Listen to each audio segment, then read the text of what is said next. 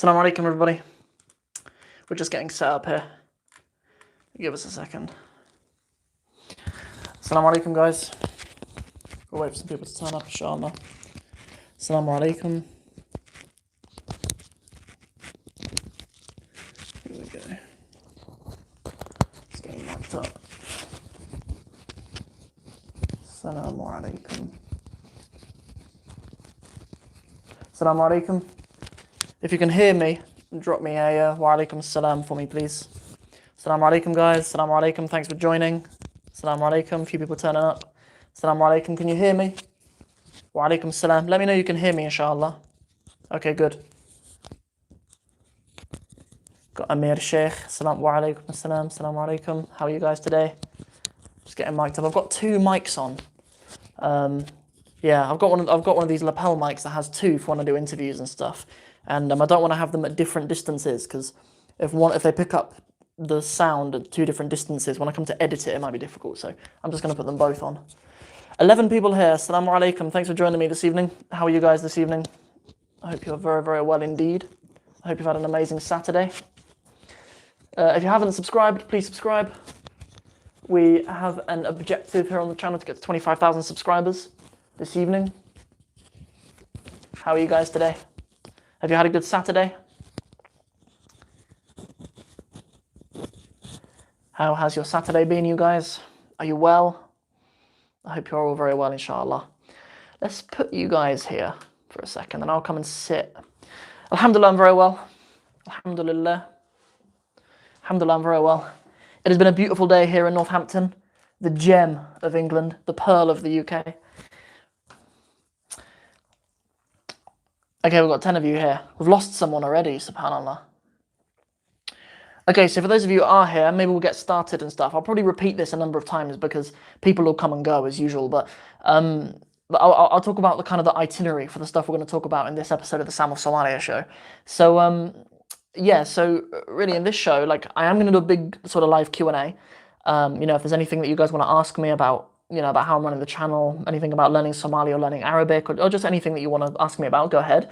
But one of the main things I want to do in this episode is talk about the Arabic in 60 Steps program. And the reason for that is because that's kind of what I've been taking a break from the Sam of Somalia channel for. The reason why I kind of left this channel for nearly a year is to build the Arabic in 60 Steps program. So I kind of want to give you guys a tour of it. And yeah, so I'll kind of I'm trying to think of the right expression for it. In my head, I'll open the kimono for you, sort of show you what's inside. Yeah, so we'll do that a little bit. I'll maybe give you a run through of the first 6 steps or something like that, because that's 10% of the program. And yeah, and then at the end, if we do reach 25,000 subscribers, I'll keep my laptop open here so that we can keep an eye out for at 25,000 subscribers. If you haven't subscribed yet, please do go and subscribe, because that's something that we really want to achieve, inshallah, by the end of by the end of this show. If we do achieve that, then I'll do like a bit of a gift for you guys. I'm willing to give maybe 10 people maximum a really big discount to join the Arabic in 60 Steps program. So I'm thinking like 80%, 90% discount I'll do for you guys, and I'll talk to you about the specifics of that. When we get close to 25,000 subscribers, I'll start talking you guys through the specifics of how you can claim your prize. Yeah, so what that means is, the program, typically the price for it is £497. That's what we've been selling it for, which is that's been the case for for most of the time that it's been running, and yeah, so I'm going to do like an 80% price reduction, 90%, but what you guys will get will be a bit different to kind of the full program, because at that price, I hire mentors to check in with the students every week and stuff like that, and you actually get, for 6 months, you get a one-to-one mentor. But obviously I won't be able to afford to do that if I give you this price reduction. So for people who are interested in accessing the resources, there's a good 20 hours of Arabic instruction. You get one of these books as well. You get one of these books. I'll send one to you in the post as well that you get for joining the program. And yeah, but we'll talk about more of the specifics of that later on in this show, inshallah.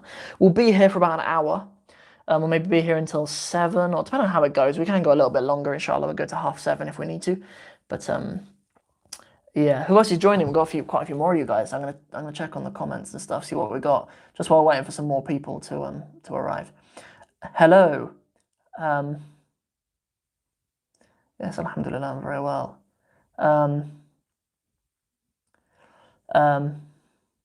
Okay, brother, is learning Somali beneficial? Yes, for me it's very beneficial. For some people it might not be. That there are benefits to it in a general sense, of course, for the Muslim especially. But yeah, I mean, yeah, of course there are, but it depends who you are, obviously, to the extent to which it is beneficial. Where do you live? I live in Northampton in the UK, the best place in England, the gem of the UK. It's where I was born, Northampton. Not where I grew up though. I grew up in Cornwall. I love Cornwall as well, but I'm not there at the moment. Where are you based? I'm based in Northampton. Yes. The main details for this episode are kind of in the title of it, really. We're going to kind of do a Wankus Salamite. Wankus Salamite. Where are you originally from? White British. Sam of Somalia versus Habib. That's funny, man. You look Syrian. I get a lot of people who think I'm Turkish. Yeah, a lot of people in my local masjid think I'm Turkish or Albanian. I get Albanians come up to me quite often and think I'm Albanian. Yeah, so for those of you who are joining, the main highlights of the episode are in the title of this video. But yeah, but essentially we're going to talk about my Arabic program. I'm going to kind of give you guys a little bit of a tour of how it's structured and what kind of students, what the journey is for the students. And then at the end, if we reach 25,000 subscribers, we need another, what, like 100 people? I think we need like another 100 people to subscribe for us to reach that. And if we do, then I'll do a bit of a giveaway. If not, then I'll just do the giveaway later when we do.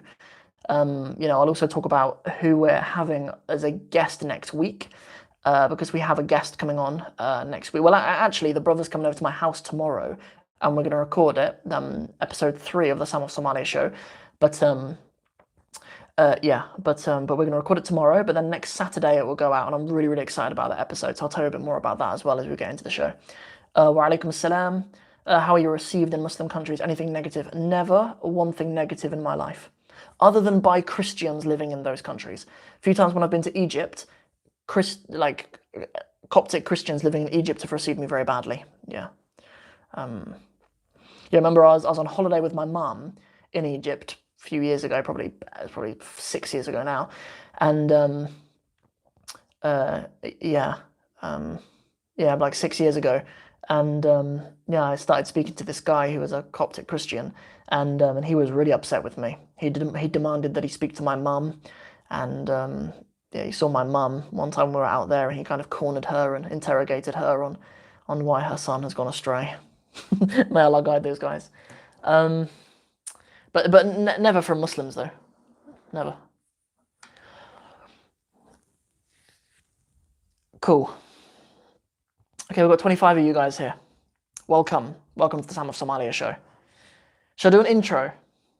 I don't know what the intro is for the Sam of Somalia show. I'll do a Faisal Chowdhury one. And welcome to the brand new podcast by Sam. No, it is not compulsory for you to change your name if you revert to Islam, unless you have a name which is harmful. So, for example, if you have a name which is like worshipper of the sun, or you have a name which is, you know, something which encourages something harmful, you know, shirk or whatever, then yeah, or if you're named after like a pagan god or something, then maybe. My great uncle was called Hercules. If he was to embrace Islam, he probably would have had to change his name, because Hercules is like a Greek god, right? But no, if you have just a normal name from your culture or whatever, it is the best of my understanding that you do not need to change your name. Bismillah. A really brilliant brother. My little sister bought me this mug for my 17th birthday, I think.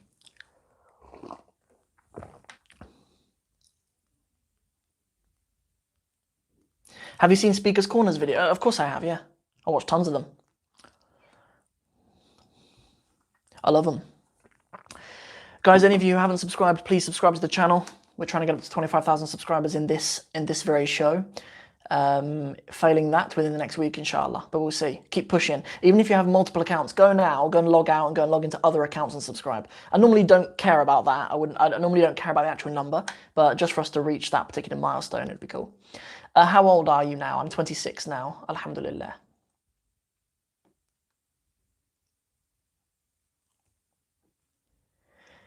I don't know if we just had a brother then asking me if I can give him a name. Oh yeah. So I don't know if your name, just looking at it. Oh mashallah. Assalamu alaikum, Ryan. How you doing, bro? How you doing? I was just telling the audience that you're going to be on the show next week, inshallah. Really excited about that. Although the episode that we do together will be on the Arabic with Sam podcast as well. I mean, obviously Arabic Workshop is most relevant to those guys, obviously, so you'll be over there, but it will be on here as well, because we have a much bigger audience over here of Muslims and of people who be interested in learning Arabic too. So yeah. But yeah, sorry, there was a brother who was asking, I can't give you a name, bro. I mean, you know, choose one that, I mean, when we name, like our children, for example, it's kind of how I think about it. Like when you name your children, you name them for the virtue that name brings. You know, like if you want your children to be raised with a particular virtue, then you give them names for that. Yeah, so I mean, like I don't have a Muslim name. Well, I do actually, but I don't use it a lot. Like I'm Sam of Somalia, Sam, right? But I do have a Muslim name, Sulaiman, and my in-laws use it, and my wife uses it, Sulaiman. A lot of people know me as Sulaiman, but yeah. But yeah, so I don't know. Think about the virtue of it. I mean, like I chose Sulaiman for a few reasons. Sulaiman is a prophet who could speak the language of the animals, obviously, and like ever since I was about 3 or 4, like I've been really obsessed with animals. I love learning about animals and stuff. Like if I ever watch anything on TV, it'll be pretty much just animal documentaries and stuff. And yeah, I know tons about animals and I love animals. And yeah, and I just like the name Sulaiman as well. But yeah, so as a name for yourself, to think about it on those terms. But unless you have a name which is actually harmful, you don't necessarily need to change your name. Let me talk to you a little bit about wa alaikum salam to Chechnya. May Allah bless the brothers out there in Chechnya, Dagestan. May Allah bless you guys. Do you all do Russian Sambo? Because whenever we hear anything about Dagestan, Chechnya, all of you brothers out there, it looks like you're all proficient in Russian Sambo. Like, is Russian Sambo to you guys like the piano is to China? Like, just everyone knows how to play it? That's my question to you, brother from Chechnya. Anyway, let's. I'm going to ignore comments for a little while. We're about 10 minutes in or whatever, so I'm going to ignore you guys for the next sort of 15 minutes, and so spare your questions, or be willing to repeat them afterwards for like 15 minutes. And I'm going to talk you guys through the Arabic in 60 Steps program. So, the Arabic in 60 Steps program is, yes, the Arabic in 60 Steps program is a linear program. Primarily, it's quite grammar heavy, but the reason why we teach grammar is in order to provide shortcuts for the students. You know, sometimes, especially here in the UK, we have a really negative perception of grammar. You know, grammar equals bad and tiresome, especially people of my generation. But when it comes to language learning, like we're going to equip you with a rule, and when you understand that rule, it gives you a shortcut to lots of other things. So, so we start with really essentially the building blocks of just an Arabic word. You know, the title of lesson 1 is phrases. So a phrase in Arabic, and we don't mean a phrase as in the kind of thing you'd find in a phrase book. We don't mean that. We don't mean a phrase as in saying, you know, hi, can I have a cup of coffee? We don't mean a phrase like that, although that is a phrase. We mean a phrase as in something that's not a complete sentence. So something like a big house, the big house, or something like a beautiful girl or the beautiful girl. You know, those are the kind of things that we're building in lesson 1. And the main reason why we do it is to introduce students to kind of 4 key things that are within an Arabic word, within one Arabic word. So for example, these 4 things are number. So so if we talk about the number of something, we're talking about if an Arabic word is singular, like the word bintun for a girl. If it's dual, it could be bintani or bintaini, depending on its case, or it could be banat, right? So we're talking about its number. Then we're talking about its case as well. So we have number and case. Case, we can kind of get a little bit more into the details of that actually on the program, but case really for the most part in Arabic at this level in the program, all you really need to know is if it shows a kasra, a fatha, or a dhamma on the end of the word. So I'm sure all of you guys have seen just in your reading of the Quran, sometimes words have fathas on the end. Like the word bintun, as an example, can be bintun, bintin, or binten, right? So we talked about number, we talked about case. So now definiteness, okay? So definiteness is if something is the girl or a girl. That's essentially it, right? There are other things, but at this level, that's all the student really needs to know. So and how does that work in Arabic? Well, with girl, for example, it's just al-bintu or al-binta or al-binti, right, for the definite. Or if it's indefinite, as I mentioned, bintun, bintin, binten. So four of those kind of things that are important for for understanding the building blocks of one Arabic word. For nouns and adjectives and stuff. This isn't the case for prepositions and verbs, but for building phrases, saying something like a beautiful girl, the beautiful girl, a big house, a good school, stuff like that. So what do we talk about? Number, definiteness, case, and then gender is the last one. So yeah, Arabic has gender, masculine and feminine. There's no like neuter like there is in French, like there is in German. In terms of nouns, everything is masculine, feminine, and Somali has that as well, obviously. Although Somali has its own difficulties when it comes to gender of words. I mean, just to give you a quick example, like sometimes the singular of a word is a different gender to the plural. So for example, ma'allin, meaning a teacher, is masculine, but ma'allimin is feminine. So sometimes the singular is a different gender to the plural. Anyway, okay, so when we understand those things in lesson 1, we can start to understand how we piece two words together. So if we understand those things about the word bint, we understand how it expresses its case, its number, its gender, its definiteness. So when we understand that, we can start to understand how we piece it together with another word. So if we wanted to say something like the beautiful girl, the word beautiful needs to agree on those four things. And that's it, right? That's kind of the principle that we cover in lesson 1. And in terms of cases, we only cover one case, right? That's the case with a dhamma on the end, right? And we call that in Arabic madafour, right? That's the only one you really encounter in the first lesson. Lesson 2, we move on to prepositions. So prepositions, the best way to kind of understand what a preposition is to understand what a position of something is. So when we talk about this pen being on the table or in my hand or it's with something, those words are prepositions. And it's really helpful to do that in this second lesson because we introduce students to another case in the Arabic language. So prepositions, the vague rule that is sufficient for a little video like this is that the word that comes after it takes a kasra. That's sufficient really for this. So if we're having something like the beautiful girl, yeah, al-bintul jamilatu, yeah, the beautiful girl. If we're saying with the beautiful girl, we're saying ma'al bintil jamilati, right? That's the only thing that's changing. We're putting a ma at the beginning to mean with, and then the beautiful girl. That's step 2 of the Arabic in 60 Steps program. Let me take a little pause to read some stuff.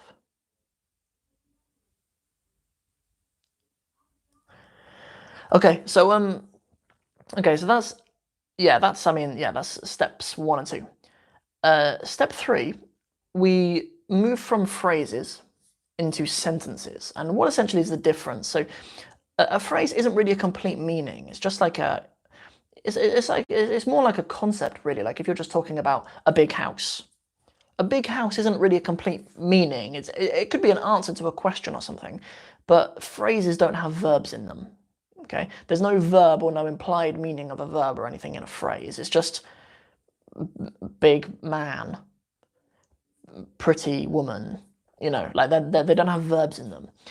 But when we move into sentences, in Arabic they call this kind of sentence al-jumlatul ismiyya, where you don't have any verbs in it. But in Arabic, by doing one simple thing, okay?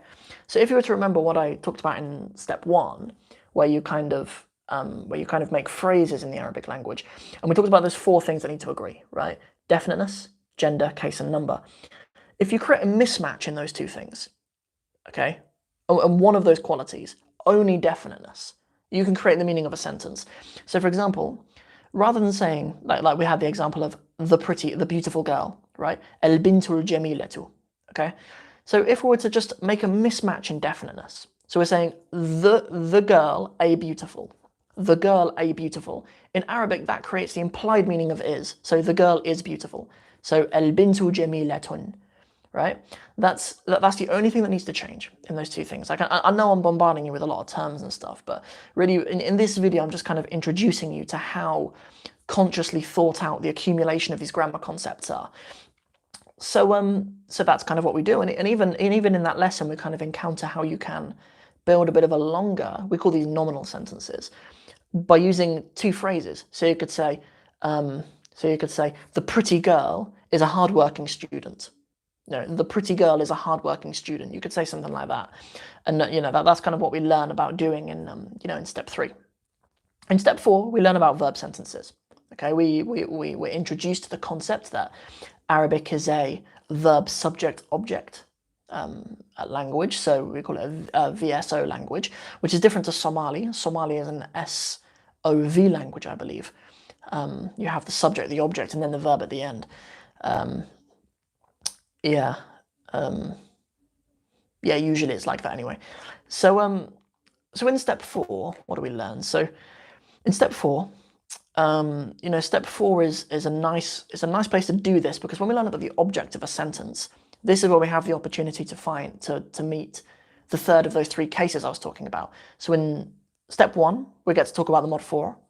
In step 2, we get to meet the majroor, where we put kasras on the end of words. And then in step 4, we have the opportunity to meet the mansub, right? For, on the object of a sentence. So you'll have a simple verb, right? We only use past tense verbs in step 4, right? Because we just, it's plenty, right? It's plenty for a next step.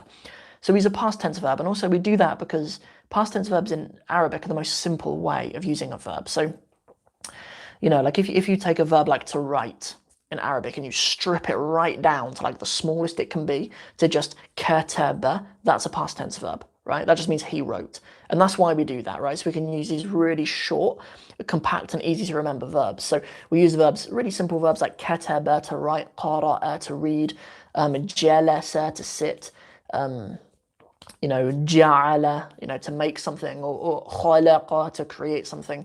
We kind of have those sorts of verbs in there. So so we have like a verb and then a subject. Subjects are marfu', they take dammas on the end. So if we were to say something like, what should we say? The girl wrote the book. Let's do a nice, simple example like that. So kataba, and we learn how to make it feminine in this lesson as well. So it'd be katabat. If we're saying the girl, we need to do this little thing where we put a kasra on the end of that verb. So we say katabatil bintu. Okay, katabatil bintu. And so the girl wrote katabatil bintu kitaban. The girl wrote a book, or al kitaba, the book. So that's kind of the structure that we kind of start building. We learn to conjugate a verb kataba into the different persons in the singular. So kataba, katabat, katabta, katabti, katabtu. And we rehearse that a lot. And I'll show you in these books.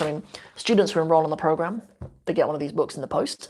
And each one of the lessons has, this is the lesson at step 10 for Kana and her sisters. There'll be 10 words, and then maybe 1, 2, 3, 4, 5 challenges. And then over here, there's a little bit to journal your experience of learning the Arabic language and new phrases that you picked up from other places. So you can have all your notes in one place. It's really common for students to learn languages from multiple resources. That's really, really common. And, my Somali resources are over here. I'm learning from these all the time. Somali grammar revision, a Liban Ahmed book, a dictionary of Somali verbs. I'm using that all the time. And then Martin Orwin, my university teacher, his book as well. And then this little dictionary that my mother-in-law lent me as well. So people use multiple resources, right, when they're learning something. And I understand that when people are engaging with the Arabic in 60 Steps program. So I wanted to give them plenty of space to write about if they're talking to a speaking partner or a teacher, or give them space to write notes from other things they're learning as well. So what have we done? Step 1, 2, 3, and 4. Okay, step 5 is just kind of up-leveling step 4, really. I mentioned that we only really do past tense verbs. So we just move into present tense verbs. And the reason why I have a whole lesson for it, step 5 is an opportunity to buffer all that information, because by step 5, okay, by step 5, well, how far are we through? We are, I don't know how to put that into a percentage, but like 9% of the way through the program, right? We're not even 6 steps through the Arabic in 60 steps program. And already students have encountered all of the cases, definite and indefinite, the real mechanics of masculine and feminine, and they've accumulated quite a lot, right? They understand the 2 most common kind of sentence structures and stuff. Like, so step 5 is really a buffer lesson. Like you have a bit of time to level up, to be using present tense verbs as well. So a verb like ketebe, he wrote, in the past tense would become yektubu in the present tense, and we learn about the real mechanics and the templates for that as well. Yeah, but that doesn't sound like much to learn in a whole step, right? Just making things past the present tense. But all of the exercises in it are rehearsing the vocab from the previous lessons and rehearsing the concepts from the previous lessons. So sometimes in the Arabic in 60 Steps program, I'll put in buffer lessons for students to digest it, because that's important for Arabic students. I noticed when I was studying Arabic at uni, sometimes I'd come back after my summer holiday in September stronger than when I left, even though, like, surely I should be in practice. I should be Arabic fit by the end of the year, right? Because I've been studying for 9 months straight, and then I've just done exams that I've revised for. But really, the human brain just needs time to digest this stuff. Like, sometimes you just need a bit of buffer time for your brain just to accept that, especially when you're learning things that are quite abstract. Do you know what I mean? Like, some of these things that I've just told you guys, that sounds quite abstract, right? Some of the stuff I've told you there about things having cases. Like, in English, we don't really think about having cases, although we do have them. We don't really think about having cases, and we don't really think about gender, especially in English. So, yeah, so for stuff like that, for your brain just to kind of accept it, it's good to have a bit of buffer time. Where are we up to now? So that's step 5. I'll do one more. Sam iskawaran walalo ونبض إلى مهدي.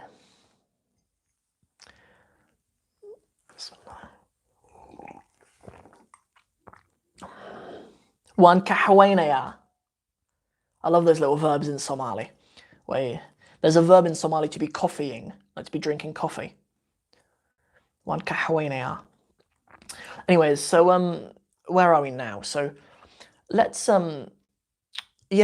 move on to step 6 and step 7 are really good to talk about together, so maybe we will. So you know how I kind of mentioned that in step 4, we talk about how in Arabic you build verb, subject, object sentences. And then lesson 5, so lesson after that, was about verbs. We went into a bit more detail on verbs, and we had a bit of time to buffer all of those other concepts that we'd kind of accumulated. Step 6 is just about the subject. It's just a lesson on the fa'il. And we get to understand a little bit more about what nahu and sarf are. Like, I understand that many students who approach my program, like, they've already heard these terms, nahu, sarf, balagha. Like people who come from a classical background, especially in Muslims, who just by our nature, we have a more classical approach to learning Arabic. Like they've heard those terms before. So I just kind of want to introduce them in the program, and to let students know that we have covered it. Do you know what I mean? Like, we do know what they are, and we are satisfying those things. So the fa'il, from a nahu perspective, is the fact that it is the subject of a sentence, right? It is the fa'il of this sentence. That's it, from a nahu perspective. From a sarf perspective, we're talking about the ism fa'il. We're talking about this fa'il pattern in the Arabic language. And it's really important to study this at this point, actually. Like, maybe I'll do something on the whiteboard behind me, maybe.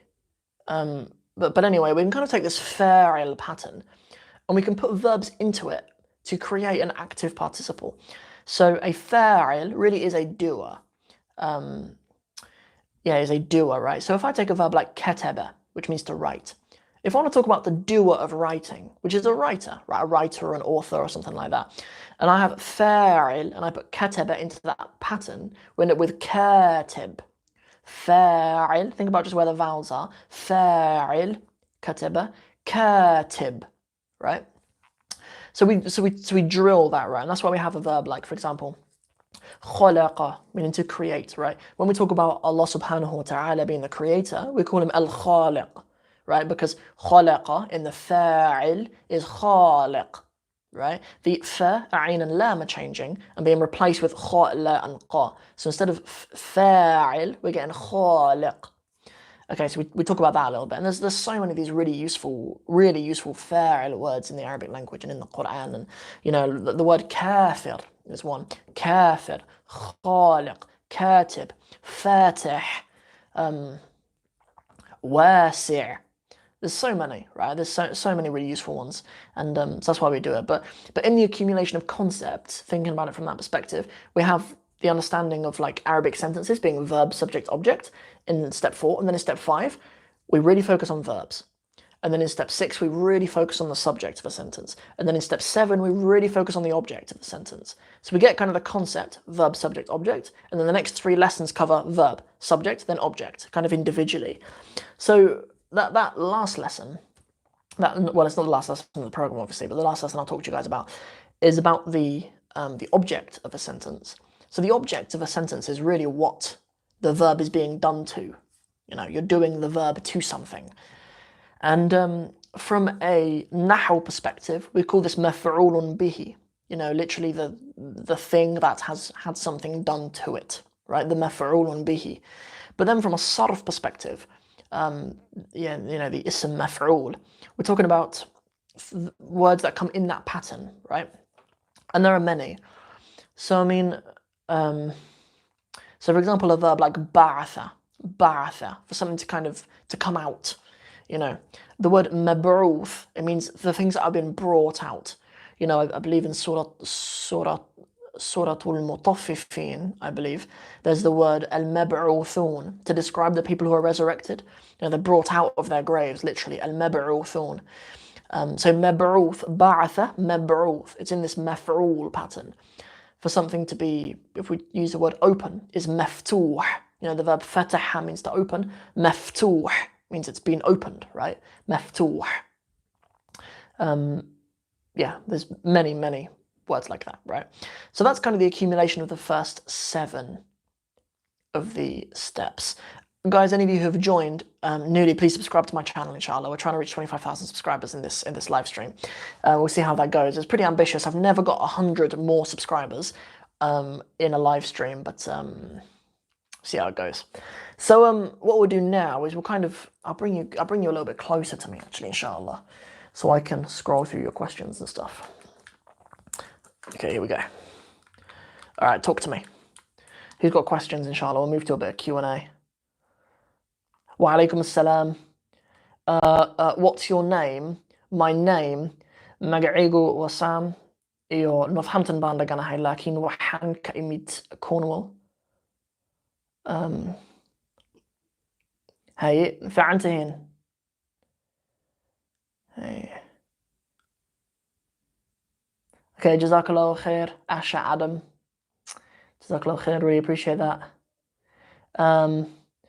Yeah, so apparently not everybody in Chechnya practices Russian Sambo, but the majority of the people do.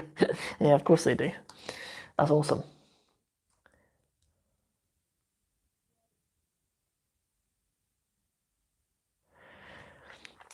Wa alaikum assalam wa rahmatullahi wa barakatuh, Sister Nasima.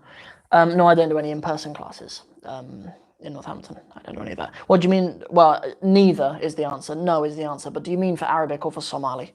Because I don't do any teaching Somali. I'm not really a Somali teacher.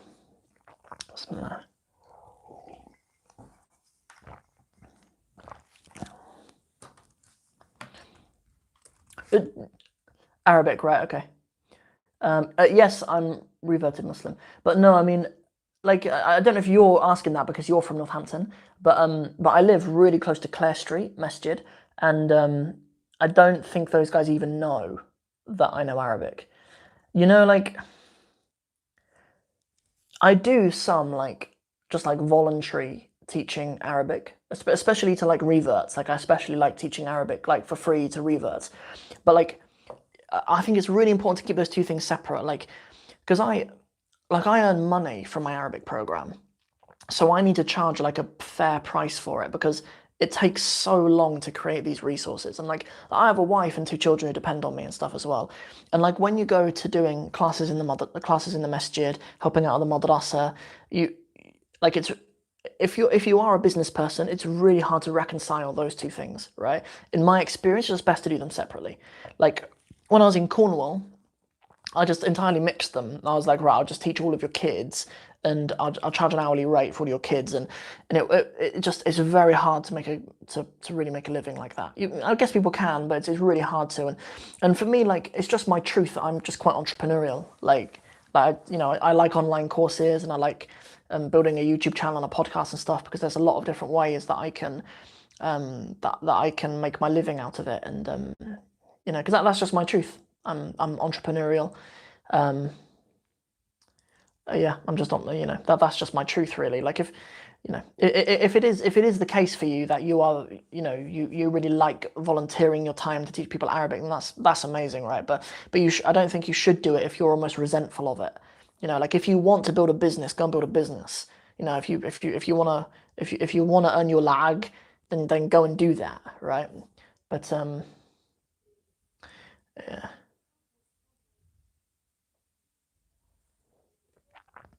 Yeah, but so yeah, it's really just about knowing yourself and doing what you know will motivate you and keep you interested.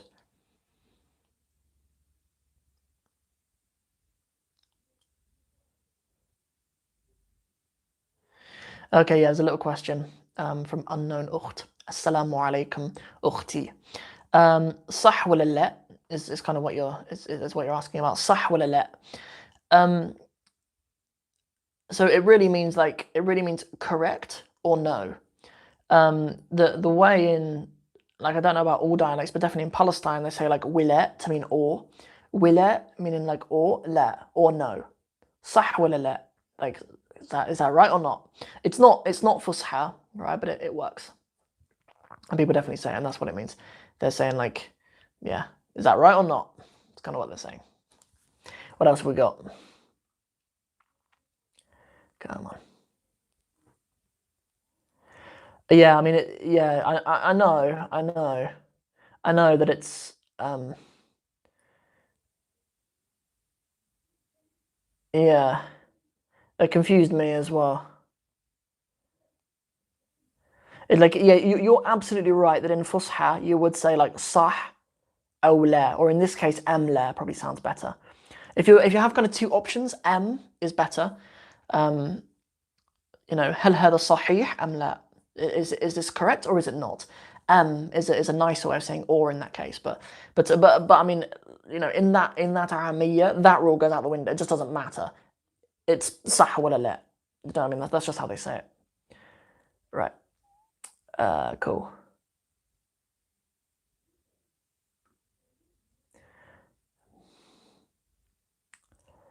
Oh, mashallah. Mashallah. SubhanAllah, if you've got like brothers or cousins or something, I've probably prayed next to them. Because I'm at Calestri Masjid really like every day. I'm there. Oh, mashallah, that's really nice. Sometimes people recognise me there. One of the imams recognized me there. He had it up on his phone. He was like, "Is this you?" It's strange when I get recognised. Really strange. Because like sometimes I go a bit weird. I go a bit David Brent on them because I'm just a bit awkward. I'm not sure how to I'm not trying to deal with it sometimes. But okay, cool. What else have we got? How are you guys doing? Um,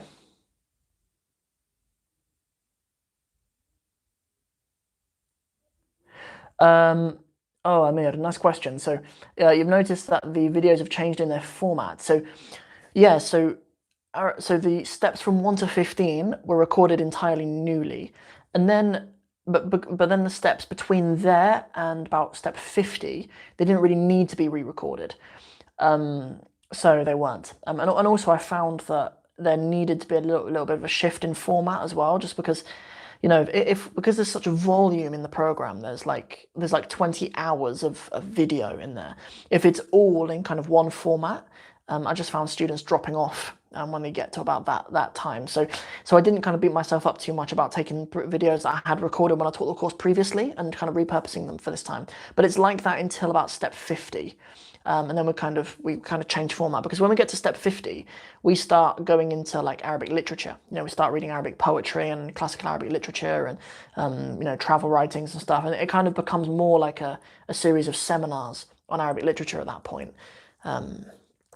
Yeah. So yeah.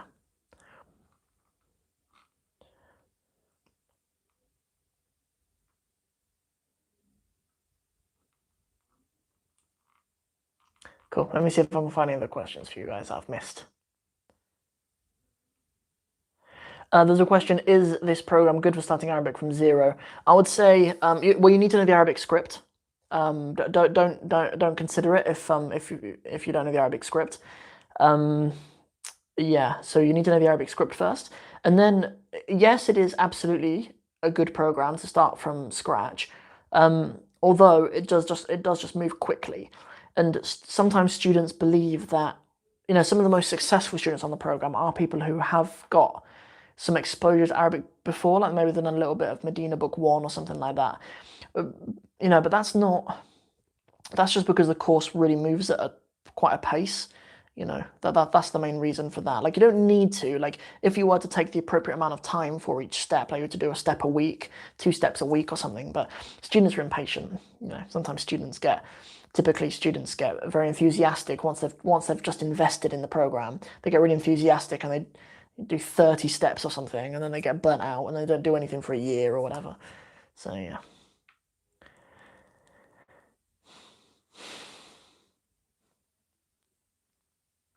Oh, I've got Faraz here. Faraz, are you coming up to see me tomorrow as well, inshallah? We've got brother Ryan. For those of you who have joined recently, next week's episode of the Somalia show will be a nice conversation with the CEO of this amazing new resource called Arabic Workshop. You can check them out, arabicworkshop.com. And yeah, I had dinner with Ryan and another member of the team as well, Faraz, and I had dinner with them just over a year ago, and it's going to be nice to kind of catch up with them about how the whole project's gone, because there aren't many Arabic language companies and resources which have really gone all in with like getting funding, doing doing campaigns to try to raise an amount of money to do a really good job. Most kind of courses and stuff are really sort of half baked, or they're like one Arabic teacher trying to make ends meet or whatever. But these guys have really understood. Look, we've got a problem with all of these Muslims who don't understand the Arabic language and don't really have a meaningful grasp on it to engage with Islamic texts or with each other in the Arabic language in a meaningful way, and they've really gone all in on it. Like they've left no stones unturned. They've cut no corners with it, and you can tell. When you go onto their website, you can tell. So it's with great pleasure that I can have Ryan on the podcast, have him on the show next week. So he's coming tomorrow to come and to come and record, but I'll spend a week editing it, chopping it up, making sure that he's all right with it. Yeah. But yeah, Faraz is going to come as well, which would be awesome. Faraz, I want you to teach me how to use this camera, by the way. I got a new camera. Don't know how to use it. Faraz is a photographer, in London, so Faraz probably knows. Do you use a Canon, or are you on Team Nikon? But yeah, I got this. I don't really know how to use it, and I think it would add a new level to the Somalia show if I had a DSLR camera rather than recording stuff on my phone all the time. So yeah. Man, I got loads of notifications as we're doing this. Yeah, Charlotte, I think your brothers are coming up at like 11 tomorrow, aren't you?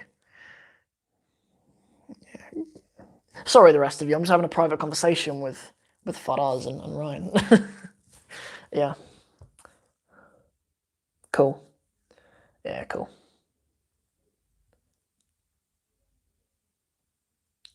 Nikon D3200. I've heard lots of YouTubers using a Nikon D3200 or something. No idea what that is, but yeah. Okay, how we doing? Reel off any of the questions you got, guys. Reel them off. Because we're only here for another 10 minutes or something, maybe.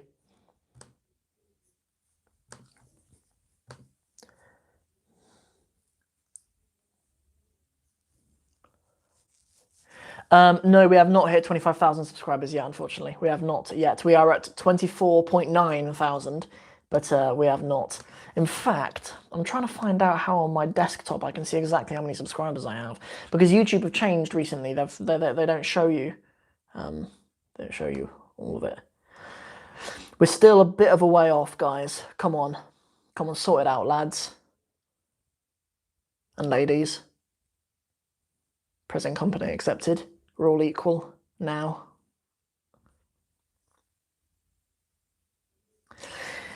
Yeah, but your loss, you guys, if we don't hit 25,000, because we're not going to do a big discount. We won't do it in this show. Maybe we'll do it next week. For those of you who are still here, let me talk to you about the publishing schedule for this channel, inshallah, while you're still here.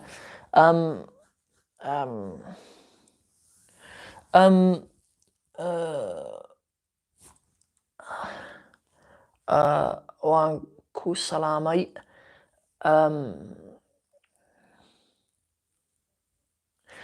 You should absolutely be able to download any bonus resources in the portal. Let me check that out. I might need to move them to be hosted somewhere else, but everything's available. Everything's there. But there may be an issue with where I'm hosting my digital assets. Do you mean like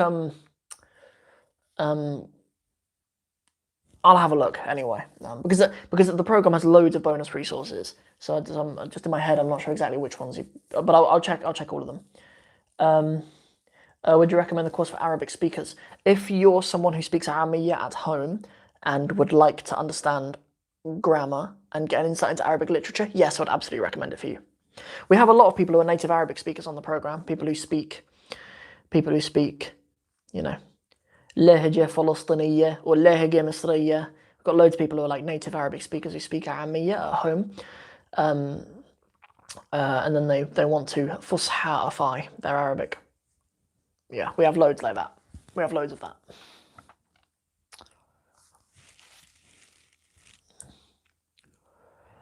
Yeah, but yeah, I'm gonna do a giveaway. We'll do.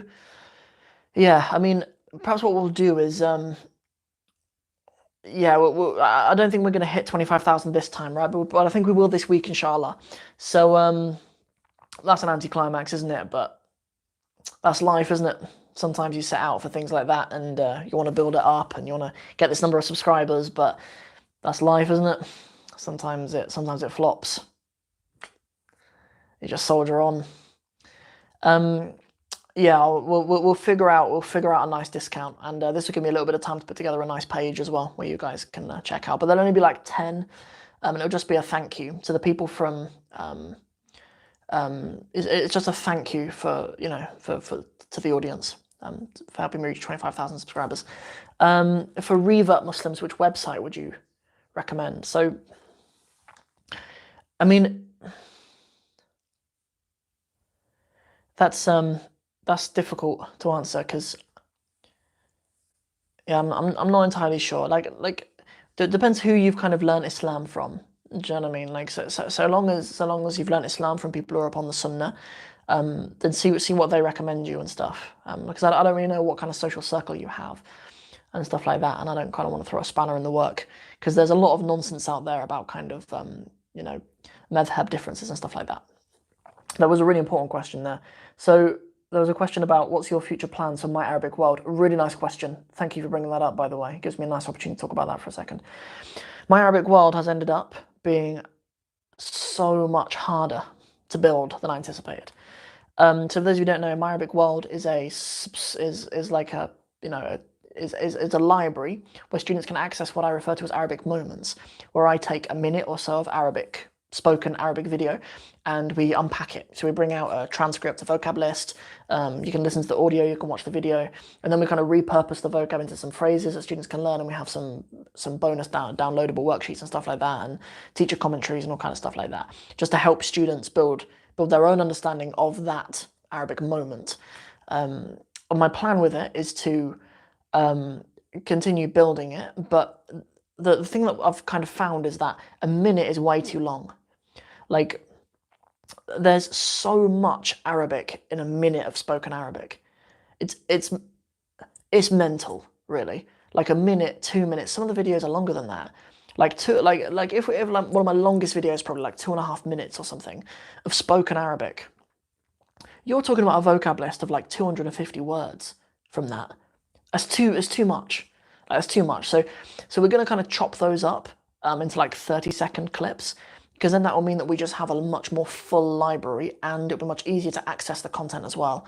So yeah. So yeah. Yeah. So that's kind of my plan, inshallah. Yeah. Yeah, and then just keep on building it, inshallah. We'll see how it goes. Yeah. What else we got?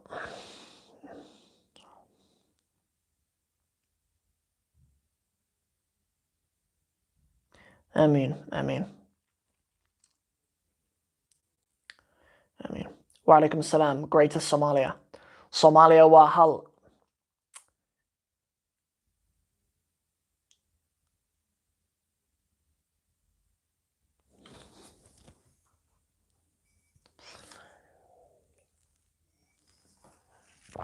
Oh, alhamdulillah. Right, we're coming to a close. Do you recommend any apps for use with Arabic students? For you, I would recommend you go over to arabicworkshop.com and you get their web app, and you enjoy that, because that is built to be a companion to grammar courses like mine. It's built for that. So I think that would be something really good that you could use. And there's a free trial as well. And it's a pittance anyway. Like the subscription, like £7 a month or something. Like it's nothing. Do you know what I mean? Like most of you have probably spent that today on a Starbucks. Do you know what I mean? It's nothing. Do you know what I mean? Like for the quality of this resource. Yeah. Can you have a fluent conversation with a Somali? Yes. Depends what the conversation's about. Some things I can. Some things I can have a fluent conversation about. Other things I cannot. Most things I cannot, really. Oh yeah, I said that I was going to tell you about the publishing schedule. Yeah, it's less than a Netflix subscription. Yeah, and also they have cheaper options as well. You can, if you have the cash flow to pay for a year, then there's a big discount as well. It might only be something like £50 a year or something, £60 a year, something like that. So it's even cheaper than a Netflix subscription if you have the cash flow for that. Or you can get lifetime access for like, 300 or 260 something or whatever. Do you know what I mean? Like, it's way cheaper than Netflix. It's way more valuable than anything else you'd get for that price. Yeah. So that is something which I'd recommend. Come to Somalia, Sam. I will, inshallah. Cool. Are you on the website now? Is it £60 a year? Okay, got it. 280 for lifetime. Yeah, cool. Yeah, I mean, it's nothing. It's nothing. Do you know what I mean? Yeah. Yeah, jazakallah khair for that, Amir, for sharing that, by the way, because I don't have the information in front of me. So yeah. But yeah, so you absolutely should join Arabic Workshop. But even if you want to know more about it or whatever, tune in to the Sam of Somalia show next Saturday at 6 p.m. because I'm gonna have a guest on, and it will be Ryan, who is the CEO of that company, which is amazing, enormous privilege to have him on the show, inshallah. A few other guests that we have coming up. We have a brother called Mohammed as well, who's a poet, among other things as well. And yeah, so he'll be on the podcast. He's a person who, when I first started working as a primary school teacher, he was working at that school with me. That's how I met him. And I really just want to sit with him for an hour and tell my wife it's work. So that's why he's going to be a guest on the podcast. After that, we're going to have a brother called Salahuddin, who runs an Instagram account called Adventures in Fashionistan, and he likes dressing up in fashion and clothes. Yeah, from all over the place. And we will probably shoot that episode both wearing a Marawis. I think it would be a shame not to both wear a Marawis. Yeah. Cool. So yeah, I keep interrupting myself actually. So about the publishing schedule. So Saturday is Sam of Somalia show, 6 p.m.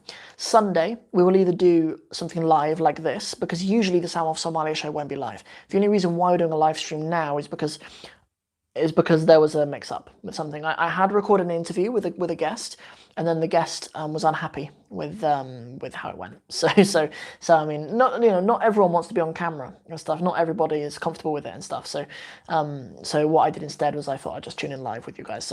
So Saturday will be Sam of Somalia show, but it will always, other than times like this, it will be pre-recorded.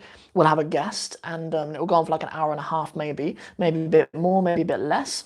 I don't have a producer in my ear telling me to wrap up for an ad break or anything. So yeah, so we can take it on as long as we want. So like the episode with Ryan next week, that could be as long as we want. Do you know what I mean? Like, if to really get into the nitty gritty of Arabic workshop, we could have we could be sitting for 2.5 hours if we want. If we get everything done and we want to go and eat, we might get it done in an hour or whatever. So Saturday, Sam of Somalia show. Sunday, either Arabic with Sam. Okay, so Arabic with Sam is going to be on this channel now. So on Sunday, we'll do something Arabic, or just a bit of Sam of Somalia live TV. We'll just put the live camera on or whatever, and we'll just reel out some Q&A and stuff if I can help with anything. Yes, so Saturday, Sam of Somalia show, Sunday, Arabic or live, and then Monday to Friday, what I'm going to start doing, inshallah, is just daily Somali time. So I really want to build the habit in myself of learning Somali every day, and Monday to Friday, I'd like to be learning Somali for like 45 minutes, an hour a day, and then I'll do like a 15-minute video just sharing with you what I've learned.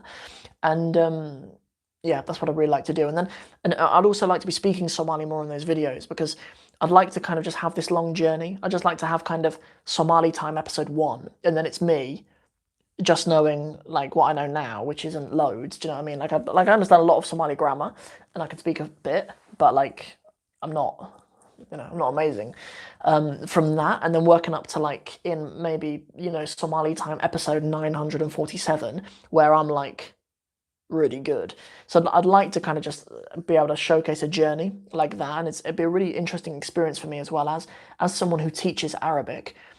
It would help me kind of sympathize with beginners as well. Like, I could kind of show my students that I understand the struggles of being a beginner and stuff like that. So especially as an adult, like learning languages does get a bit harder as you get older. Like, not that I'm old, do you know what I mean?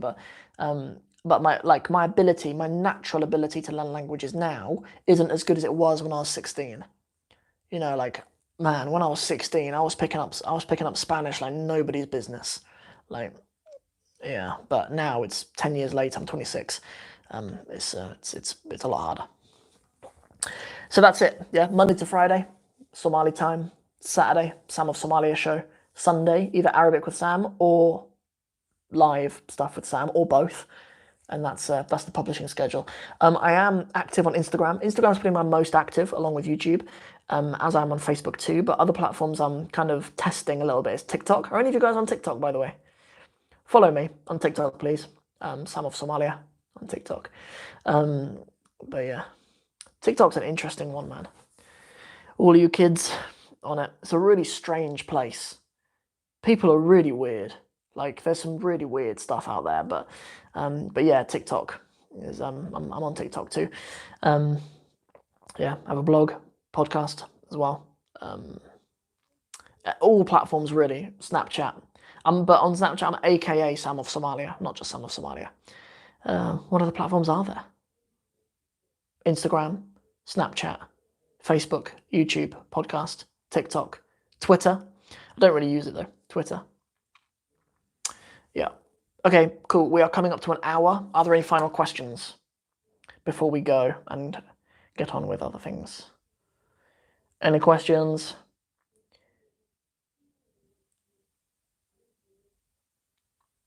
Okay, we're going to wrap it up in a sec.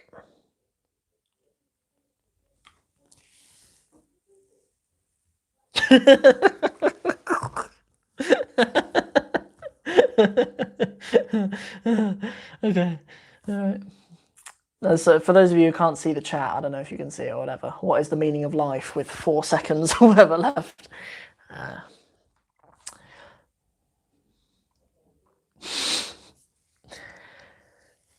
Thank you very much for watching this live show. May Allah bless you guys. May Allah reward you guys. Thank you very much for watching. Yeah, thank you very much for watching.